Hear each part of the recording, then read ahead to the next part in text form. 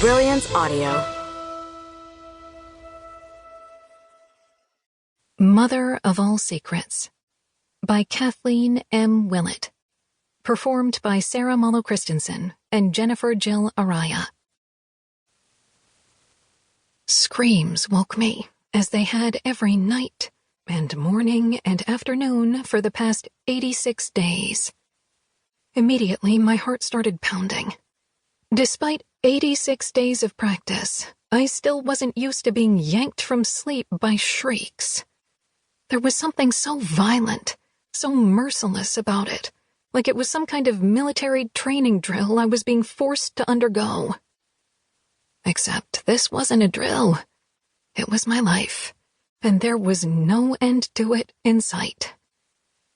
I felt fairly certain I would never sleep again. I looked to my left and could just make out the slow rise and fall of Tim's shoulder blade. Could he honestly be sleeping through this?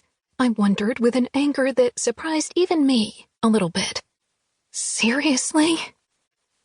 I checked my phone for the time, hoping it was at least 2 a.m. That would mean that I had been sleeping for nearly 3 hours. That maybe I'd feel okay tomorrow, even if the rest of the night was a disaster. 3 hours was pretty good. But, predictably, I had no such luck. It was 11:53 p.m. Great. I had been sleeping for a glorious, blissful 45 minutes. I sighed as loudly as possible and made no effort to quiet my movements as I rose from tangled sheets, inadvertently kicking off a dirty towel as I did. I couldn't remember the last time I'd changed our sheets and properly made our bed. There was a distinct sour breast milk odor clinging to our room. Tim stirred, finally, and mumbled, "You need anything?" What I needed was to go somewhere remote and sleep for a week straight, to shower more than twice a week, to look in the mirror and actually recognize my reflection, to see me, Jenn, rather than this swollen, grumpy, leaky ghost of who I once was. To think about something other than this now 11-pound alien who had taken over our home and lives. Better yet, for my husband to miraculously start lactating. What I said instead of all these things, huffily, was, "No, I got her." I walked over to Clara's nook. She slept in our bedroom. Our tiny apartment only had one bedroom, but we had her partitioned off to maintain some semblance of separation. Apparently, a little distance between the baby and the mom was important for longer sleep stretches. I'd read on a lactation website that babies can smell the milk, and she would never stop crying if she knew I was near. "Jenn, get that baby out of your room as quickly as possible." My sister-in-law, too, had advised me enthusiastically.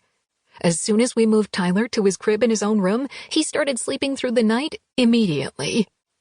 But she wasn't exactly in the trenches with me. They lived in Connecticut, in a huge house, and her kids were in middle school now. I didn't remind her that we didn't really have anywhere to move Clara, but I did order collapsible room dividers from Amazon that same afternoon, recharged with hope that this would be a game changer. So far, providing her with a makeshift cubicle had made no difference. At 3 months old, Clara had not slept more than 3 hours straight, and even 3-hour stretches were a rare treat. Of course, that meant I hadn't slept more than 3 hours either. I stood over Clara's bassinet for a minute, watching her face contort as she vacillated between a shuddering whimper and an all-out wail. I'd read in Bringing Up Bebe that I should pause for a moment before picking her up and give her a minute to settle herself. She probably wasn't actually hungry, the book had advised, and the sooner babies started doing their nights, the better for everyone. Well, obviously.